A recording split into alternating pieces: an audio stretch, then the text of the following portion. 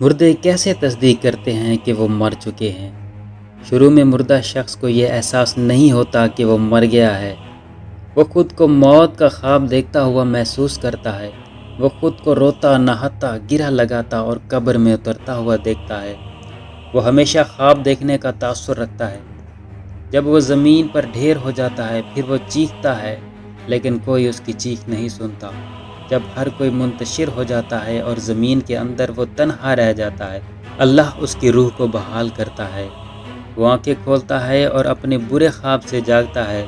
پہلے تو وہ خوش اور شکر گزار ہوتا ہے کہ جس سے وہ گزر رہا تھا وہ صرف ایک ڈراؤنا خواب تھا، اور اب وہ اپنی نیند سے بیدار ہے۔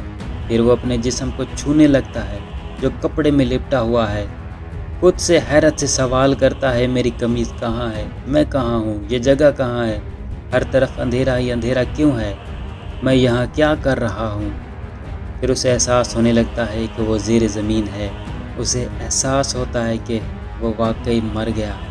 وہ ہر ممکن حد تک زور سے چیختا ہے، پکارتا ہے۔ اس کے رشتہ دار جو اس کے مطابق اسے بچا سکتے تھے اسے کوئی جواب نہیں دیتا۔ وہ پھر یاد کرتا ہے کہ اس وقت اللہ ہی واحد امید ہے۔ وہ اس کے لیے روتا ہے اور اس سے معافی مانگتے ہوئے اس سے التجا کرتا ہے، یا اللہ، یا اللہ، مجھے معاف کر دے یا اللہ۔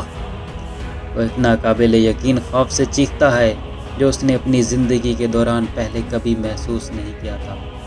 اگر وہ ایک اچھا انسان ہے تو مسکراتے ہوئے چہرے والے دو فرشتے اسے تسلی دینے کے لیے بیٹھ جائیں گے، پھر اس کی بہترین خدمت کریں گے۔ اگر وہ برا شخص ہے تو دو فرشتے اس کے خوف کو بڑھا دیں گے اور اس کے بدصورت کاموں کے مطابق اسے اذیت دیں گے۔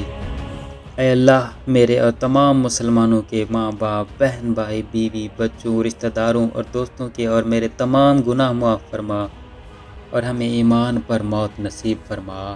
آمین۔